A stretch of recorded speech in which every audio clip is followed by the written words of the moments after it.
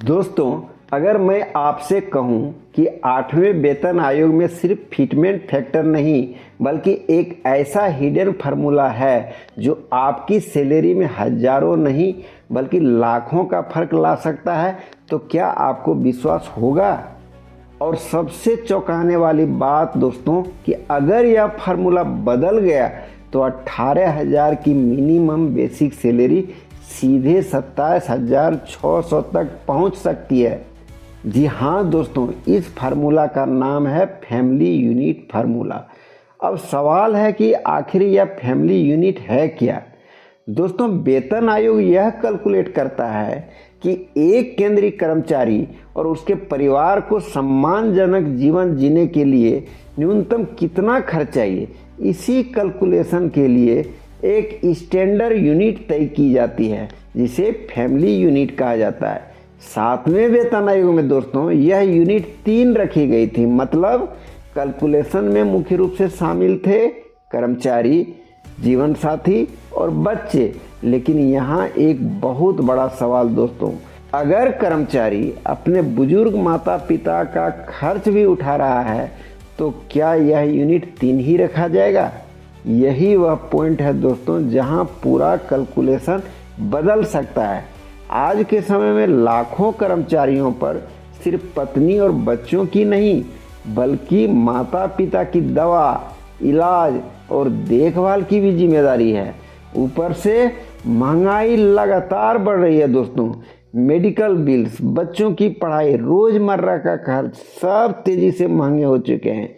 इसी वजह से कर्मचारी संगठन 8वें वेतन आयोग में फैमिली यूनिट बढ़ाने की मांग कर रहा है। लेकिन अब बात आती है दोस्तों कि अगर फैमिली यूनिट बढ़ती है तो सैलरी कितनी बढ़ सकती है। यही नंबर आपको चौंका देगा दोस्तों। मान लीजिए 7वें वेतन आयोग में फैमिली यूनिट 3 की जगह 4.6 होती तो आपका बेसिक सैलरी कितना होता है? दोस्तों, आपका बेसिक 18,000 नहीं होती बल्कि यह लगभग 27,600 होती। दोस्तों सोचिए, सिर्फ एक फार्मूला बदलने से बेसिक सैलरी में करीब 9,600 का जंप हो गया।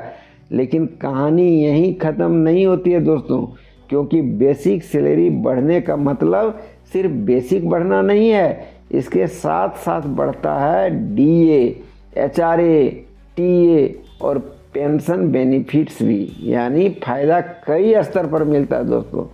अब सबसे बड़ा सवाल, क्या सरकार सच में यह बदलाव करेगी?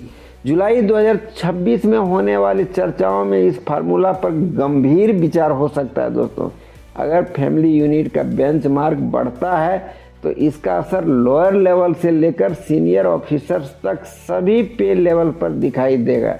यानी इस बार सिर्फ फिटमेंट फैक्टर पर नज़र रखना काफ़ी नहीं है, असल खेल शायद फैमिली यूनिट में छिपा है दोस्तों।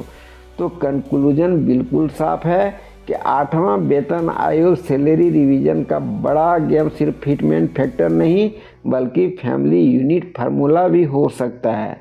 अगर यह फार्मूला बदला तो लाखों कर्मचारियों की सैलरी और अलाउंस में बड़ा जंप देखने को मिल सकता है दोस्तों।